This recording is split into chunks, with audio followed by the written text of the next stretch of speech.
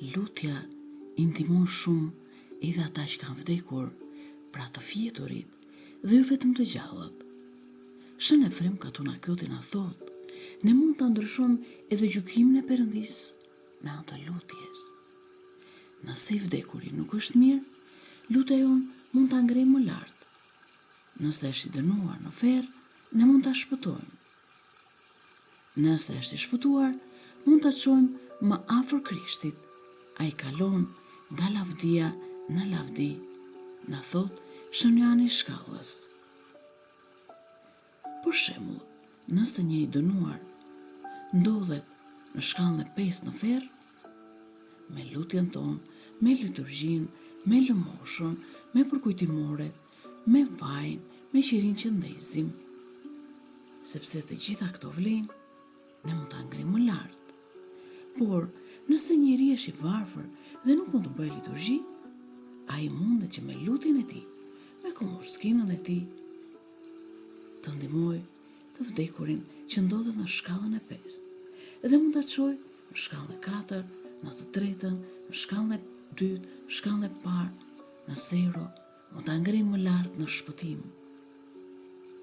Dhe nëse ky njeri është i shpëtuar, mund të themi në shkallën e parë, ai mund ta çojë me lutjen e tij në shkallën e 10, pra lart e më lart. Nëse është në të 10-ën, mundet që me liturgjit, me lëmoshat, ta çojë më afër Krishtit.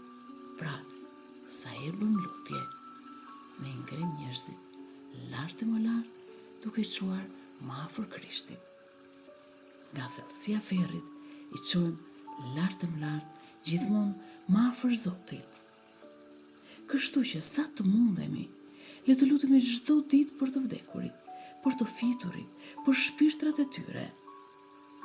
Kjo përbën bamirësi të madhe për ta, një bamirësi e veçantë, sepse nuk presim shpërblim nga ata. Vetë Zoti gëzohet kur ne lutemi për të gjithë të fjeturit.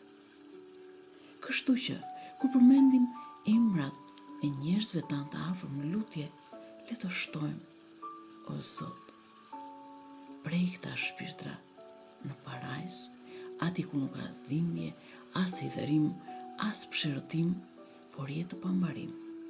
Gjithashtu, prej dhe të gjitha ata që kanë fjetur, që nga Adami deri më sot. Kështu, ne tregojmë një dashuri të madhe për të gjithë të fjeturit.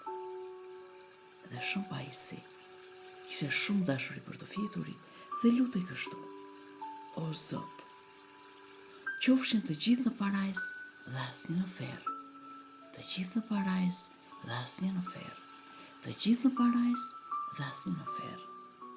Le ta imitojmë dashurinë e madhe të shenjtorëve tanë edhe për të fjeturit. Amin.